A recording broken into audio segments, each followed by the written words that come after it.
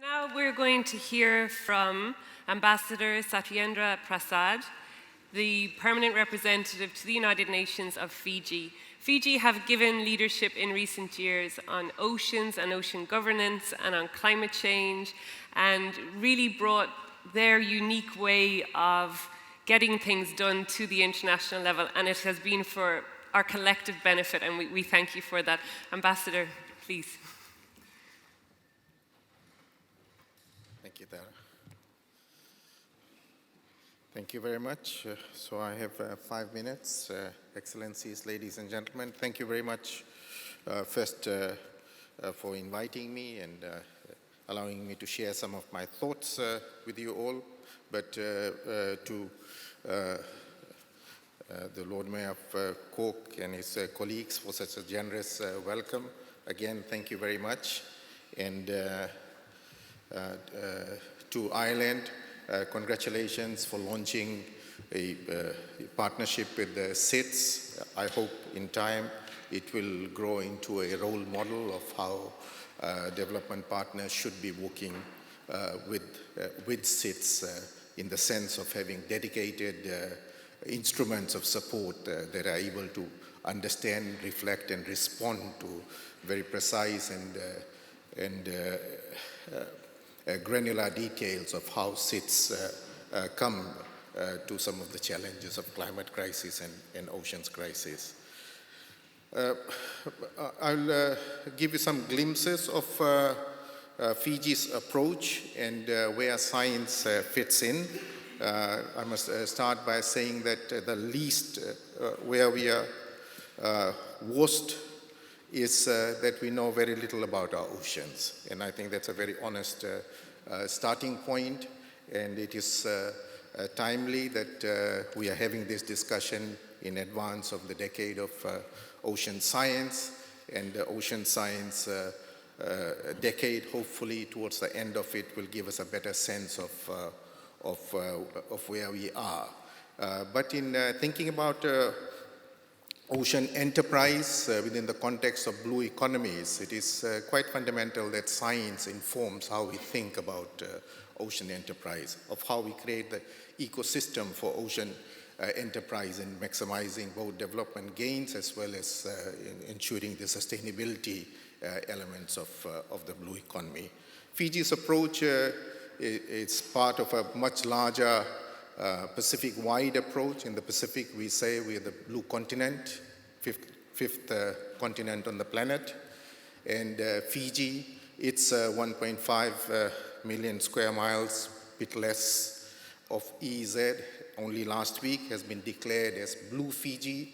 The whole of the EEZ is now, has been for several decades now a nuclear-free zone. So Senator Kerry, sorry to tell you that even if US nuclear ships were to pass through our waters, then there are no exceptions to that. But in addition to that, across the EEZ now it's a mining free.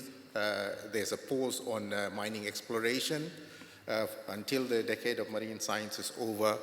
And there's a pause on oil and gas exploration and issuance of new licenses for oil and gas research as well. The dimensions of the Blue Fiji, of the whole of the EEZ, are being spelled out, but the ambition is that by the 1st of January next year, when we begin to commemorate the 50th year of our independence, the Blue Fiji will be launched on a new year, and all the elements of totally managed dimensions of the whole of the EEZ would be announced. The overall EEZ then is made up of smaller parts, marine managed areas. We have committed to 30% marine managed areas. We are not doing very well. We are about to knock about 10%. 3 very large marine protected areas are about to be established in the next weeks and months, going through the legal hurdles. 2 of them will be total no-take areas, and 1 of them will have adaptations to that. A level below that, then we have locally managed areas. These have always been a part of our cultures and traditions, but we have now brought it into the legal architecture. And as of last month, we have 450 locally marine managed areas in which there's adaptations, there are no take on some species, but more than that, this is allowing communities to begin to come into the science of in very exciting ways. Fiji is taking an integrated look at both the lands and the oceans and the rivers as a combined ecosystem, and there are symbolic as well as substantive measures to demonstrate to communities and citizens about how the interconnectedness works. So we have a million plus million plus million 3-year program in which we are planting 1 million green trees. That's about 1 tree for every citizen. 1 million blue trees, these are mangroves, and 1 million corals, white trees we call them, green, blue, and white, as part of an integrated approach to demonstrate that we need to work on all dimensions of the ecological crisis that climate change is causing. But we are doing that in interesting ways, in 2 or 3 ways. This has also got some very deep commercial dimensions. We are using that to create nurseries, coral nurseries, mangrove nurseries, tree nurseries. We are hoping that increasing numbers of women will be running these nurseries commercially, and that they will become sustainable and commercially sustainable and profitable, as well as some of them will be operated by communities. So communities have both a commercial stake in the conservation of our coastal communities, as well as land areas. So the commerce is never far away from it.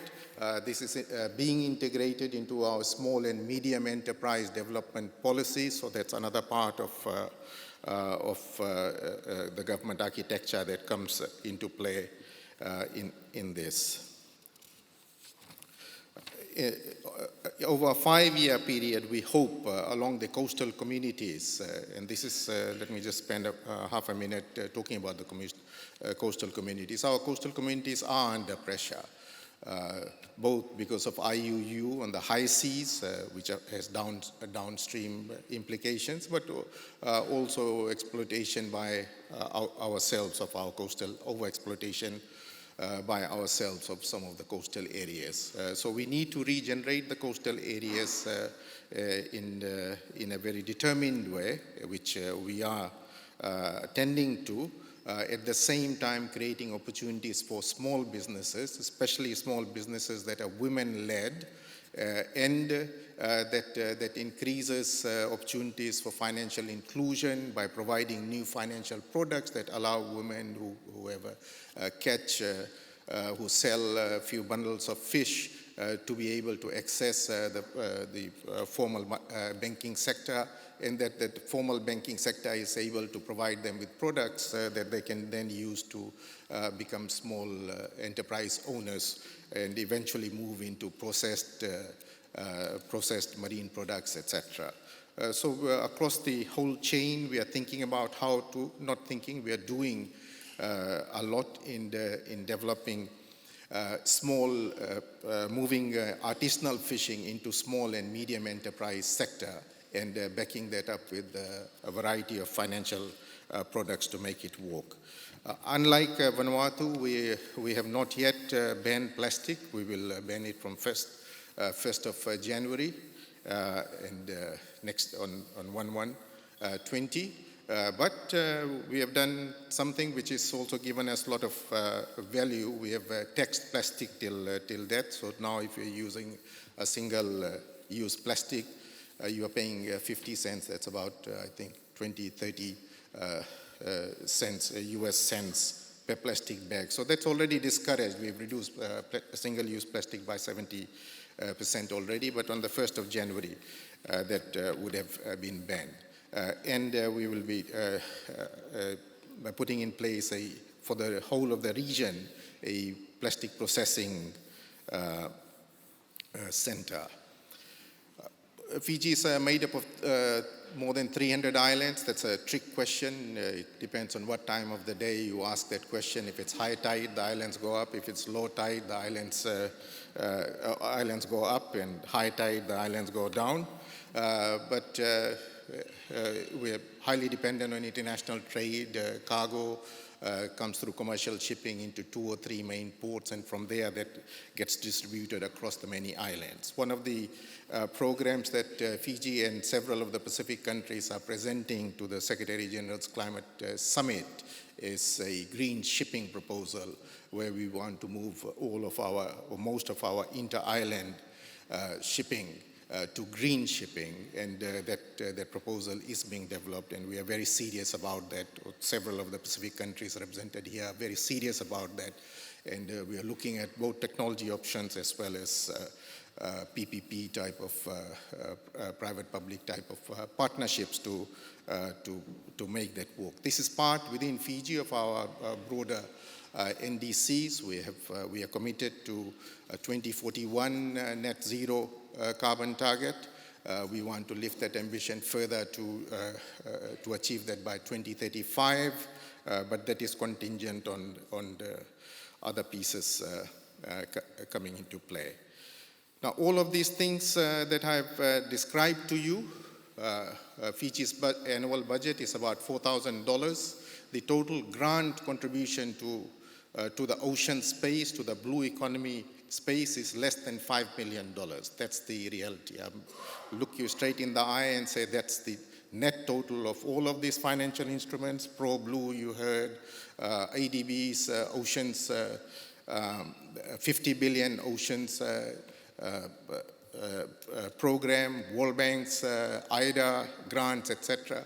A minuscule amount of that is hitting our budget, and that is less than 5 million. So how do we do this? We are not sitting and waiting for more grant resources to hit our budget. We introduced, I think, which is the world's first environment and climate adaptation levy from 2 years back, and everybody pays a 10% tax on high carbon footprint products. This is by and large, this has grown to about $200 million per year, and this is funding most of these activities that I've described.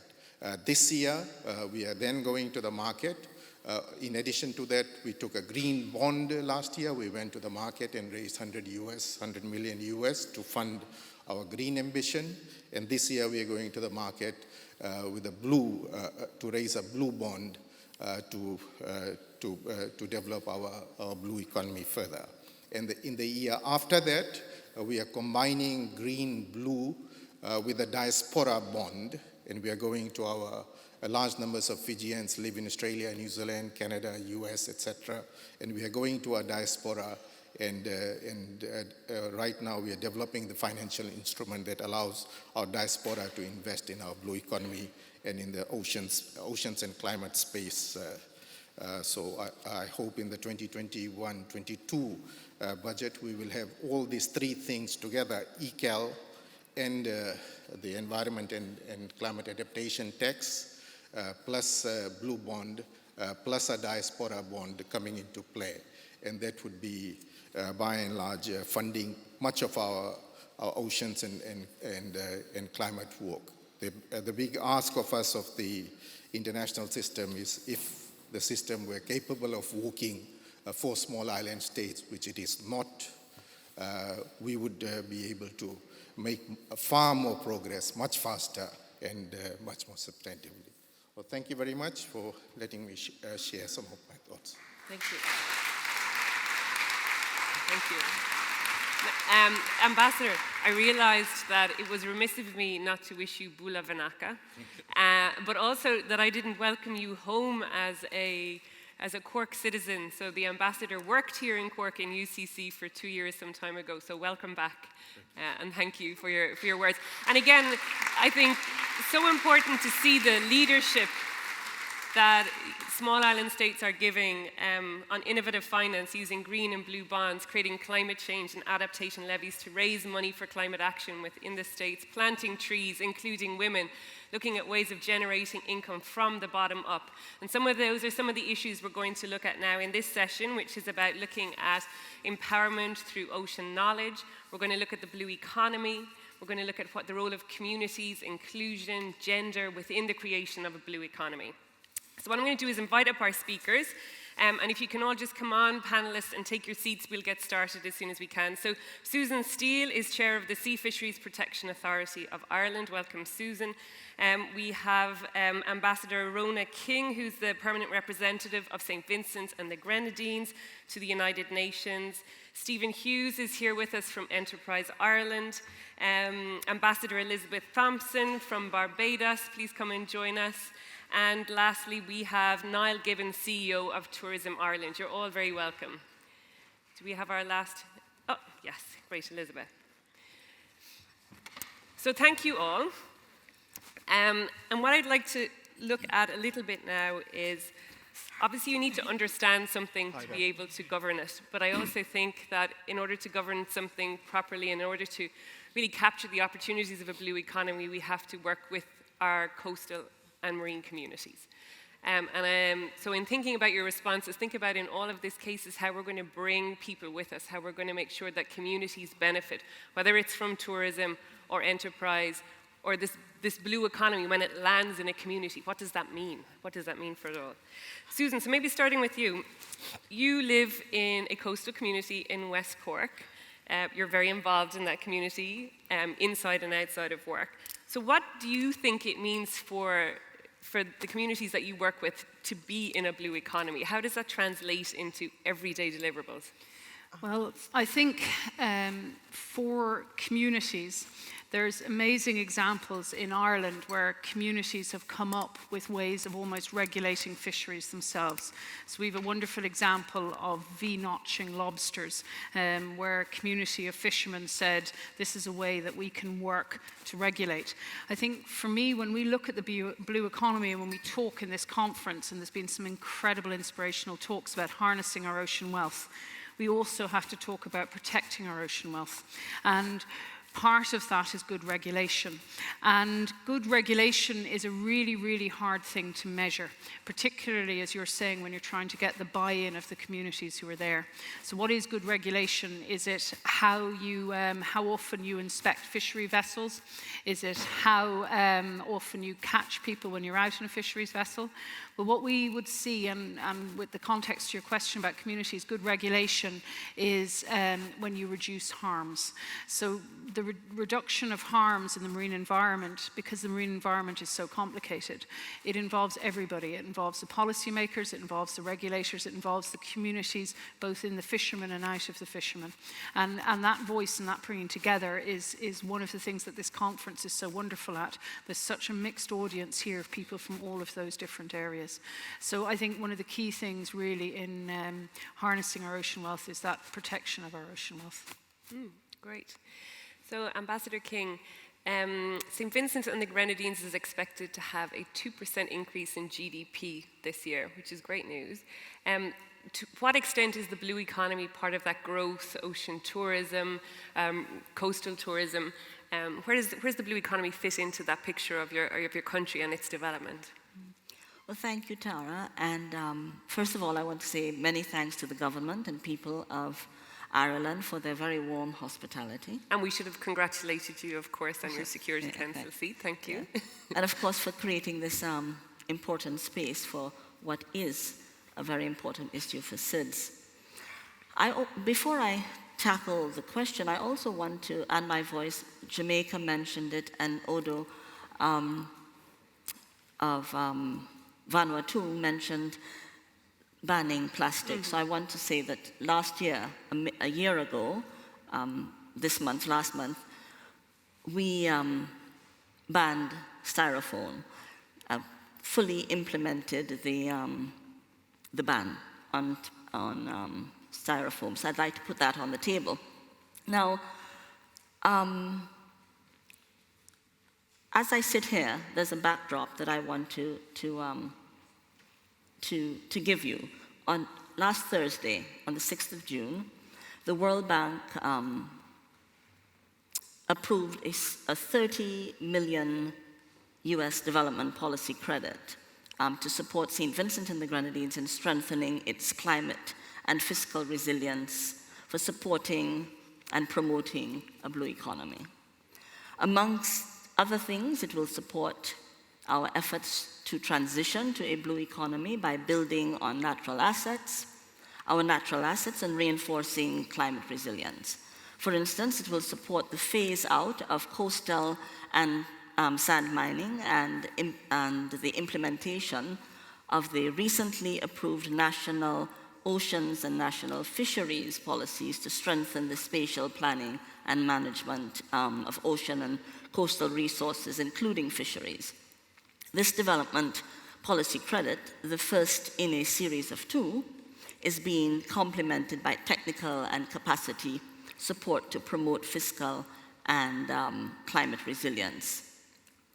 Now, our quest to transform the Vincentian economy is also exemplified by several ongoing projects and programs, but I will mention just one, which will be materially advanced in 2019, this year, and which will transform the economy, and that is the construction of a 10 megawatt geothermal plant. We are a volcanic island, and that will, of course, significantly reduce our resilience on fossil fuels.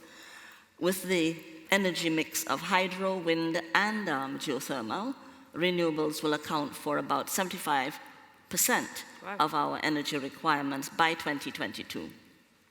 So I want to touch also on fisheries, because John Kerry emphasized that we needed to work with our fishermen. So the fishing industry in St. Vincent and the Grenadines, and like many other small island states, is predominantly a small scale and artisanal, and employing traditional gear methods and vessels. The annual Fisherman's Day competition is happening now as I sit here. It's annual, it's on Whit Monday, and this year it's on the 10th of June. It is at once a tourism product, a cultural event, and an awareness building platform. So in this competition, fisherfolk take to the sea to fish in different categories and are awarded for their catches. Now, in the past years, there was a lionfish. Mm-hmm. You're familiar with lionfish. Category, and that was done in order to educate the public and to help, of course, control this invasive species of fish. This year's theme is climate change affects the ocean. Fish responsibly to sustain the industry. And the slogan, we fish it, you dish it. So perhaps when we go around, I can elaborate on that a bit, because there's much that's happening in our fisheries sector. Yeah, and it's really interesting that you're working on looking at awareness and knowledge and citizen literacy as part of those campaigns, and including people in the conversation in that way. That's really great. Stephen, I'm just thinking then about, coastal communities in Ireland tend to be some of our most isolated communities. And yet they're places where we want people to be able to find employment, to create new enterprises, set up new businesses. So what are the strategies that Enterprise Ireland uses to create new job and business opportunities in our coastal and more remote marine communities? So before I answer that, can I just make one observation in listening to everybody here today, that one of the things I've noticed about our island communities, we all look outward for partnershiping, for solutions or whatever. Where large economies can do it themselves, we have to find other people to work with, okay? Because otherwise we're not going to find solutions. Absolutely. So whether we find them with our own partners in island communities or elsewhere, that's where we're going to find our future. And in a way, that's the approach that we've adopted within Enterprise Ireland. I mean, as a relatively small economy, companies in Ireland have to export much earlier in their life cycle in order to be successful. And at one stage, we needed those companies to be in urban, or not needed, but a lot of those companies were in urban environments because they needed to be near airports for easy access or easy departure. Today, that's not the case, okay? Now they can be anywhere, okay? Through the Internet of Things and through various different technologies, those industries can now establish themselves wherever they like.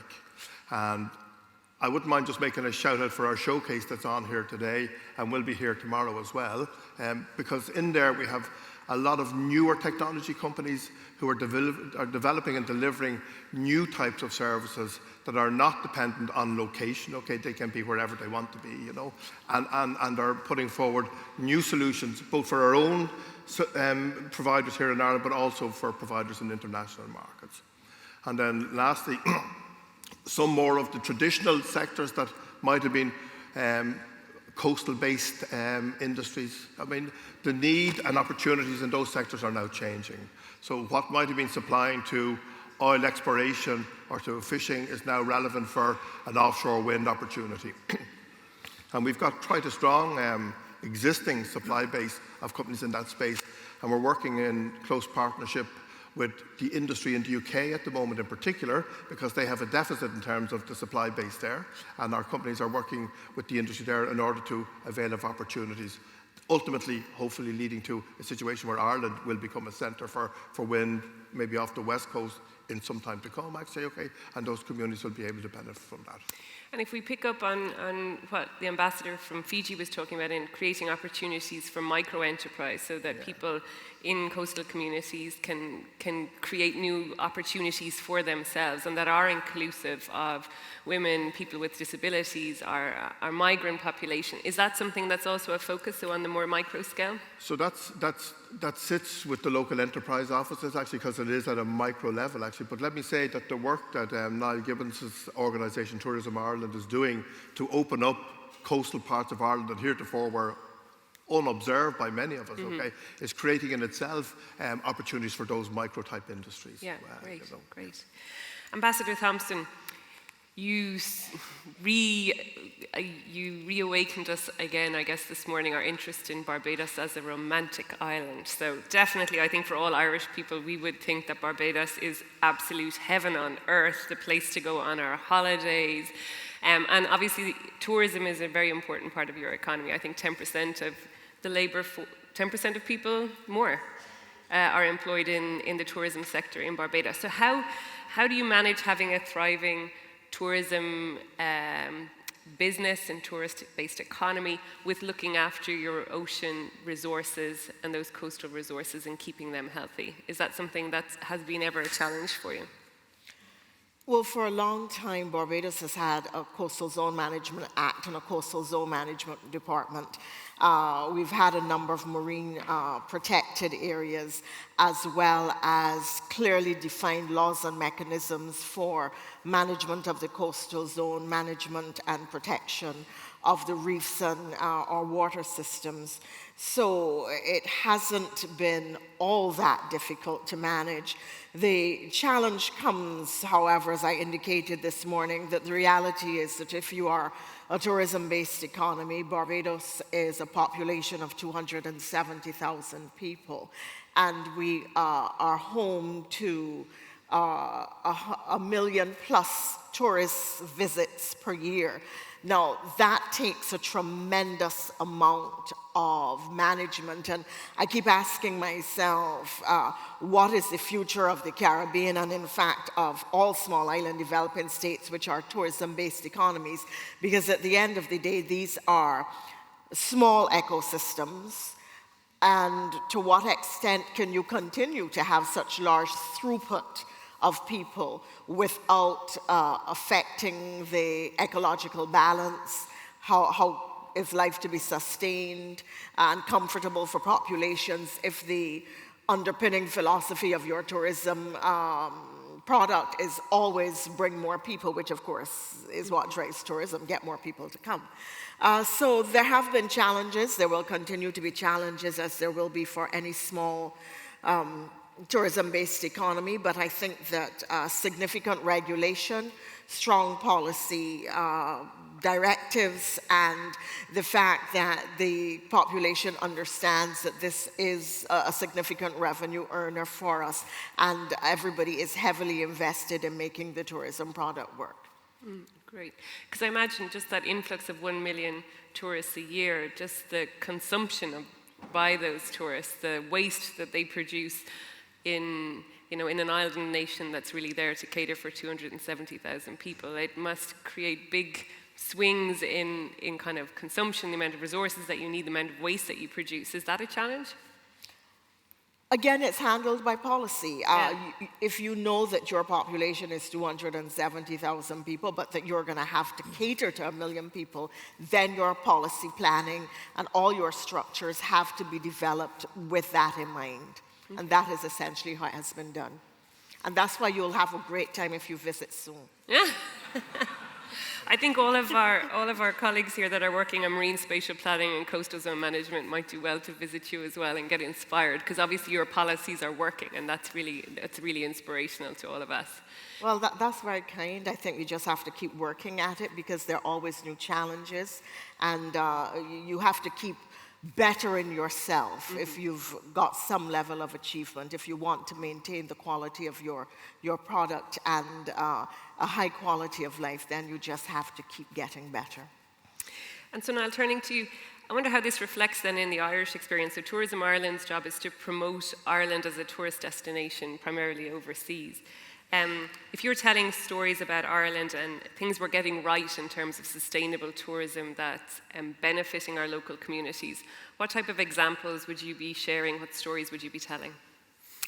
I think that the first thing I'd say is that, as a small island, we need to remember our place in what is a ginormous industry around the globe. I mean, last year, 1.4 billion people took trips around the globe, spending $1.4 trillion US, making tourism and travel one of the biggest industries. The thing I always have to remember is that on the 1st of January every year, the clock goes back to zero, and we have to do it all again. And the people that came in 2018 aren't going to come again in 2019 because they have other places to go. Ireland trades off a reputation as being a very green, clean destination. We're very fortunate. We can't take it for granted. We have to keep on working at it. I think we've developed new initiatives over the years, like the Wild Atlantic Way. So we've been able to reinvent, actually, quite successfully, things that have always been there and just package them a little bit differently. But what's really important on products like that is that we have communities that are engaged, and the ones that succeed the most are the ones where you see the most cohesion. So if you take examples of long-term sustainable successes in tourism, we'll say what Kinsale has done for food, what Westport has done on the west coast of Ireland, Connemara. You will find the communities that engage in our cohesion around tourism are the ones that are succeeding. Now, what does success look like, of course, for communities like that is actually sometimes extending the season. So if I went back 30, 40 years ago, the season started in June, it finished in August. The employment was only there for 3 months, and then they were unemployed for 9. In the last number of years, we saw it spread from May to September, but now we're starting to see places open until the end of October. But you have to continue to drive that demand agenda as well. You have to remember that we're in the business of authenticity, not just coming here to make up the numbers, so to speak, for 5% increase in growth. It's about developing, an authentic experience. And what I mean by that is, when you look at the visit that we had of President Trump last week here to Ireland, it played out very well on the media space. And what you saw were the Irish doing what they do really well: partying, meeting the locals, having the crack. But the thing to remember is that they're not the primary motivators for people coming here on holidays. What people are looking to do is to connect with nature. They want to spend time with their family and loved ones, and they want to get away from it all. So I think it's that sort of package of realizing that we can't take it for granted. We had 11.2 million people visited Ireland last year. Population on the island is only 6.5 million. So that's a big number. But the clock goes back to zero, and we have to keep on telling that story, and we have to keep on reinventing it every 5 to 10 years as well, to make sure that people come back and have a great time and go away and tell their friends. Yeah, I think, and that authentic story, I think, permeates through everything we want to do to be sustainable as a country and as an island. I mean, greenwashing isn't going to work in this case. It's not going to solve any of the problems, and so that authentic story that we must be able to tell is critical. So I'm just thinking it would be nice at this stage in the afternoon to think about some good news stories and things that have worked. And in the few minutes that we have left, I thought if we could share some examples from these different experiences. So, Susan, in Fisheries, a fisheries story where we have decided to do something, like St. Vincent's and the Grenadines with the styrofoam. We decided to do something, we did it. What was the positive effect, and what could we learn from that? Well, one of the things about being a regulator, and for anyone who's involved as a regulator here, when you do a good job, nobody thinks you're necessary. So if you have less road deaths on the road, people say, sure, we don't need people looking after the roads. So I think for us, the good news story is if you go to areas, and I had a beautiful drive, but very, very sad one once, driving in Newfoundland and seeing what happened to the coastal communities after the cod crash. And it's very upsetting. There's communities that are boarded up. There's no primary schools. There's no community hospitals. And in Ireland, and I know I've been to some of the other islands that we're mentioning here, we haven't had a regulatory failure in fisheries. We've had a lot of dedicated, hard-working people between the scientists in the Marine Institute, between people we don't even hear of on the policy side of it who do an incredible job, and then between fisheries officers and that, and we haven't had a failure. We've had success. We travel to our islands and we have primary schools, although one did close down last year, I took it personally, and we have vibrant coastal communities. And that's the good news story, and we have to continue to work together to see that. And we have to recognize that that is a success and that a lack of regulatory failure is a success. That's what we want. So in the SFPA, our vision is coasts full of jobs and seas full of fish. And we genuinely believe that sustainable fisheries lead to increased economies and lead to successful coastal communities, which is what we all want to see. Coasts full of jobs and seas full of fish. I like that. Ambassador, what's your good news story? Over the past few years, there has been significant infrastructural development at various landing sites for fishermen. The construction of these centers was part of the government's plan to improve the distribution and marketing system for fish, as well as to improve the quality and quantity of fish supplies. The industry was further enhanced by the introduction of longline vessels, the provision of relevant training of fisherfolk in the utilization of new gear and methods, improved fish processing, and the granting of concessions, incentives, and subsidies to fishers and fishing enterprises. Now, the Ministry of Agriculture's policy of placing fisheries centers in the hands of private enterprise and fisherfolk cooperatives has been a resounding success. Last year, roughly 120 direct jobs were added at fishery centers nationwide, and the value of fish landings over the first 3 quarters has increased by $4.4 million. And that's EC dollars, though, so that's roughly $2 million US. A 56% improvement over the 2017, that's 2018 data, 2017 numbers. This year, that's in 2019, after a protracted contractual negotiation process, the Jamaican-based international conglomerate Rainforest Seafoods will commence construction of a $3.5 million US seafood processing facility, and we'll add another 40 permanent jobs.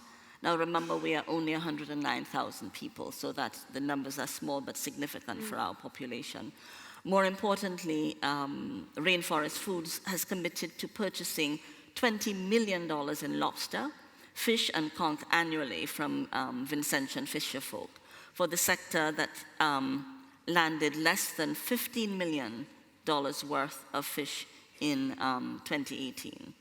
So this is a game-changing market expansion for our multi-island state, with obvious positive implications on lives and livelihoods.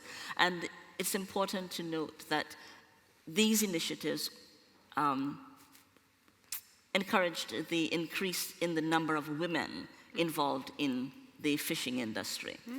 because in the processing component, because men went out to fish, but the women cleaned the fish, etc. But so that's a good. So over the rainforest's 18-month construction period, the government will focus on measures to improve the capacity of the fisherfolk to meet this demand and take full advantage of the opportunities presented by this foreign direct investment. So that's our good news story regarding fisheries. Thank you. And great that it's funny you were saying about the job creation for women being in the fish processing side. I was learning a lot about the history of Kinsale, where I live and where you visited yesterday. And at the height of the herring fisheries there, yes, it was the women that had the glamorous and smelly job of gutting and processing and salting all those fish. I'm not sure it would be my favorite job, Yes, but yeah. good that there is employment being generated. And by the way, we have great diving sites. So you can hop over from Barbados. So many invitations, that's great. So we're running out of time, but Stephen, do you have a little good news story to give a shout out to? I feel kind of inadequate stuck between Barbados and St. Vincent's here, okay? Where are you going to invite me diving? Just at a macro level, just within the context of Indigenous industry, exports for Indigenous industries have never been stronger, okay? And employment in Indigenous manufacturing is at the highest level that it ever was, actually, okay? So from a macro perspective, we're in a really strong place, having come from a very bad place a short number of years ago. But in the context of regional development, we in Enterprise Ireland introduced a Regional Enterprise Development Fund, which was really to look at communities as opposed to companies and communities and see what infrastructure could be supported to establish networks or infrastructure that would support the regional economies. Two such projects that have been supported to date, one is in Connemara around an innovation hub, and another one in Clare that's around training hub, both for the fisheries and marine industry. Okay, so for us that's a really big step forward. It's the first time ever we've been involved in making that sector-specific investment in those industry sectors. Yeah, and thinking about the community. The community is the starting place, and not the company as the starting. And then just lastly, just the point I made earlier on, actually, okay, in terms of the supply chain that we have that can serve as offshore wind is really second to none. And at this point in time, they're starting to make really strong progress in the UK.